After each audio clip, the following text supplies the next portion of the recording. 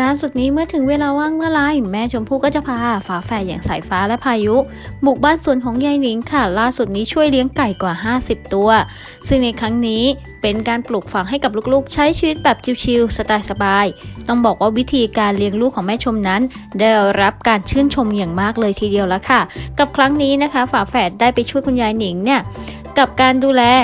ไก่ไข่กว่า50ตัวเป็นอย่างไรมาชมกันค่ะ